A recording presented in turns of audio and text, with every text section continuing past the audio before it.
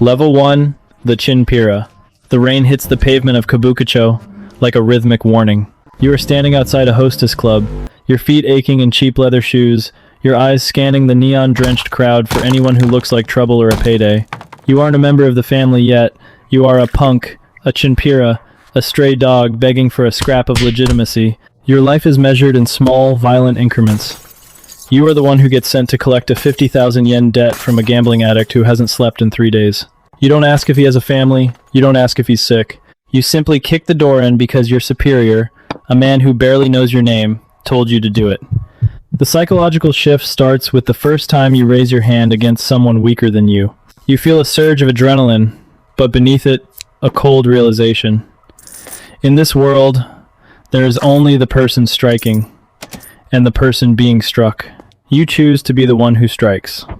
It's a survival mechanism disguised as ambition. The rules of level 1 are simple. You show up at 5 a.m. to wash the senior members' cars. You bow so low, your forehead nearly touches the asphalt.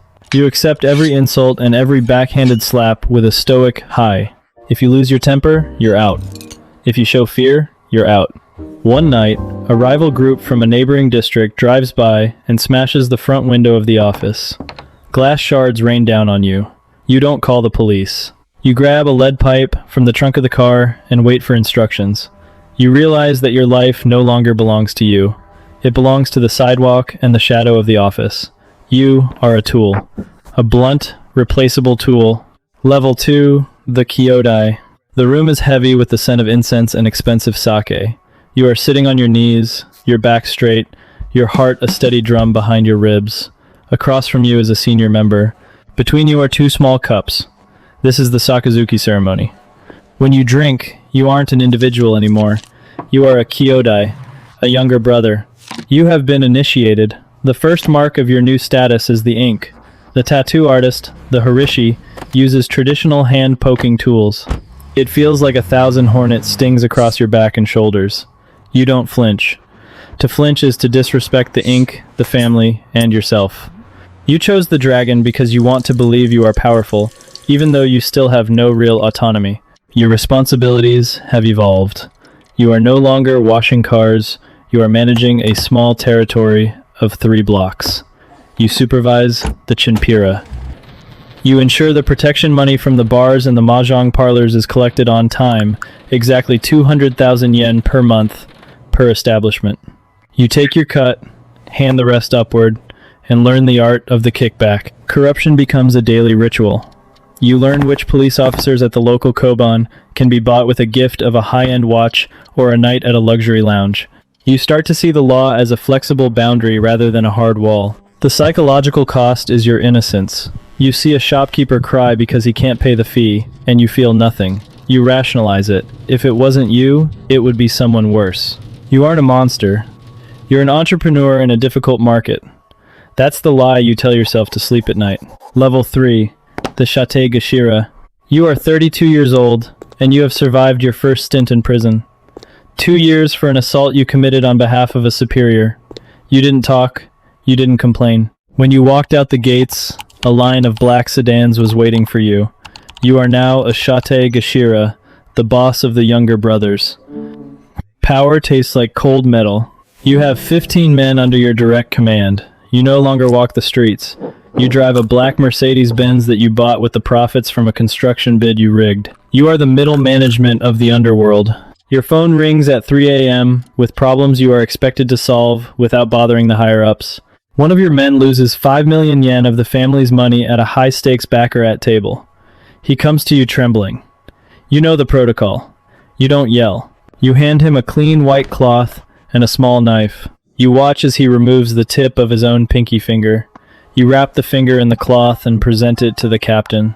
This is level 3, the level of accountability. You realize that loyalty isn't a feeling. It's a physical debt paid in blood and silence. You start to distance yourself from the men you lead. If you get too close, it's harder to watch them mutilate themselves for your mistakes. Your identity is eroding. Your family, the one you were born into, hasn't heard from you in 3 years. You didn't go to your father's funeral. You were busy negotiating a turf merger in Osaka. The Yakuza is your father now. The office is your home. The ink on your back has reached your thighs. Level 4. the Wakagashira Hosa. You are now an executive assistant to the captain, a Wakagashira Hosa. You operate in the quiet corridors of power. You don't use lead pipes or knives anymore. Your weapons are information, wire transfers, and the threat of what might happen if someone says no. You clear $40,000 a week in profits from a network of front companies that deal in everything from waste management to real estate development. None of this money touches your name. It flows through shell accounts in Hong Kong and the Cayman Islands. You have learned that the most effective violence is financial. You spend your days in meetings with politicians and corporate CEOs who need things done that their boards can't approve. You provide the muscle for labor disputes. They provide the government contracts. It's a symbiotic relationship that makes everyone rich. The psychological numbness is almost complete. You order a hit on a former associate who turned informant. You don't feel anger toward him. You don't feel regret. You simply view him as a bug in the code that needs to be patched.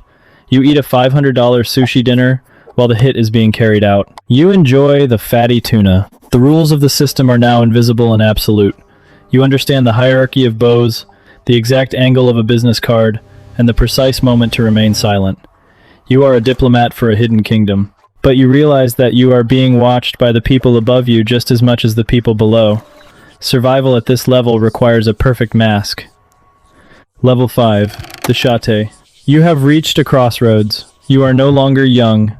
You have been elevated to the rank of Shate, a senior brother to the boss.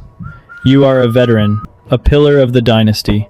You have more money than you can spend, but you spend it anyway on art, on mistresses, and on the upkeep of the family shrines.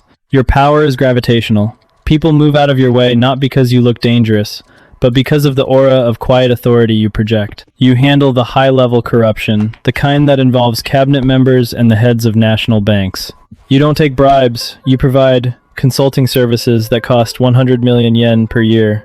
However, the stakes are becoming personal.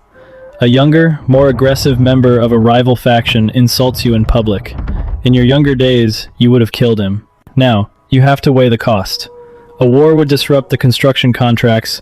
It would bring heat from the National Police Agency. You decide to let it slide, but you arrange for his primary investor to disappear. The rival faction collapses within a month without a single shot being fired. This is the level 5 shift. You learn that the greatest display of power is the ability to destroy someone without them ever knowing you were the cause. But you feel the weight of your history. You look at your hands and see the ghosts of the people you broke to get here. You start to donate heavily to orphanages and temples. You tell yourself it's about community service, but it's actually an attempt to buy back a piece of the soul you sold 20 years ago. It doesn't work. The ink is too deep. Level 6, the Wakagashira. The office is silent. You sit in the leather chair behind the massive desk in the inner sanctum. You are the Wakagashira, the second in command, the captain. You are the heartbeat of the dynasty. The boss, the Oyabun, is a figurehead, a god in the attic. You are the one who runs the daily operations of 10,000 men. You control a multi-billion yen empire. You decide which cities will see growth and which will see decay. You hold the leverage over the country's most powerful people. You have the dirt on every billionaire who thought they could use the YAKUZA and then walk away clean. The dynamics of fear have shifted. You aren't afraid of the police anymore. You have enough leverage to stall any investigation for years. You aren't afraid of rival gangs. You are too big to be challenged openly. You are afraid of the vacuum. If you fall, the entire structure collapses. The responsibility is a physical pressure on your lungs. You discover that one of your most trusted lieutenants, the man who was level 4 when you were level 6, is skimming off the top. He has been your loyal shadow for a decade. You loved him like a son. You call him into your office. You don't scream. You speak in a low, clinical tone. You explain the rules of the ecosystem. You explain that a dynasty cannot survive if the internal blood flow is compromised. You give him a choice.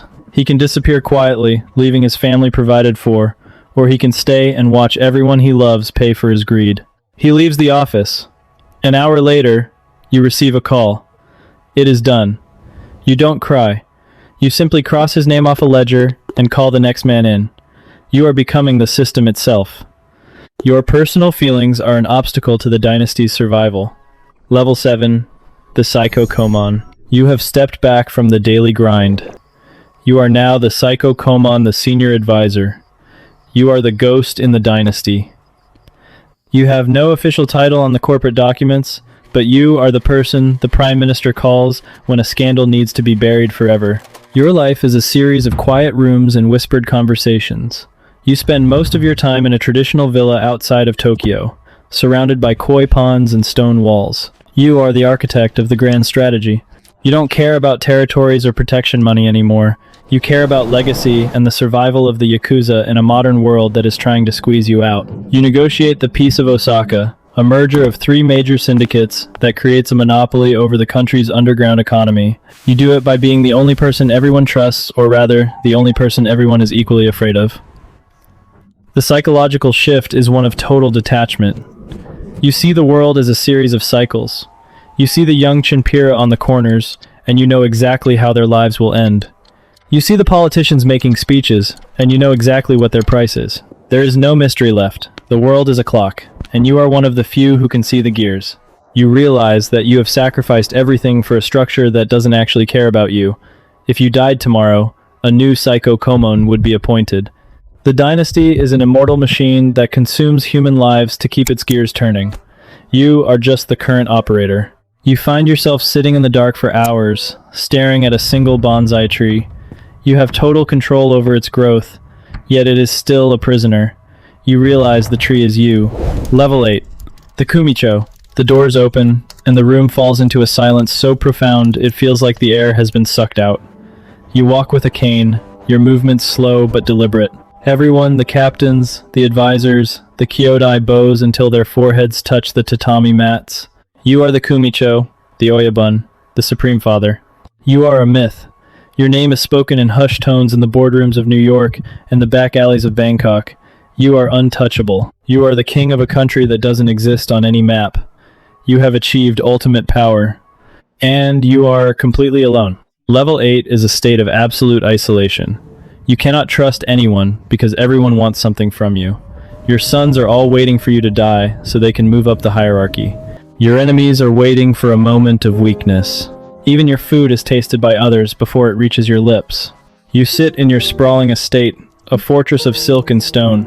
You have billions in untraceable assets, but you live on tea and rice. You have the power to destroy lives with a single word, but you have no one to talk to about the weather. You have become the architect of a world you no longer want to live in. The consequences of your life have finally caught up. Not in the form of a bullet or a prison cell, but in the form of silence. You have no one who knows you, the person you were before the ink, before the blood, before the Yakuza. That person is dead, buried under 40 years of loyalty and honor. You realize that the rules you spent your life upholding were just a way to justify the violence. The dynasty is just a story told to young men to get them to kill each other. You are the only one left who knows the truth. The game is rigged, and the prize is a gilded cage. You spend your final days looking out over the city of Tokyo. You see the lights, the movement, the life. You are the shadow that makes those lights seem brighter, but you are not part of the world anymore. You are a ghost, sitting on a throne. You hear a soft knock at the door. It is a young attendant. He bows low. He tells you there is a problem with a collection in Shinjuku. A young boy, a Chinpira, has made a mistake. You close your eyes. You feel the weight of the ink on your skin, heavy as lead. You give the order. The cycle must continue. The dynasty must survive, even if it has no purpose. Somewhere, in a rain-slicked alley in Kabukicho, a new Chinpira is just starting. He is washing a car. He is bowing to a man who slaps him. He thinks he understands the game. He thinks he will be the one to win. He doesn't, but he will.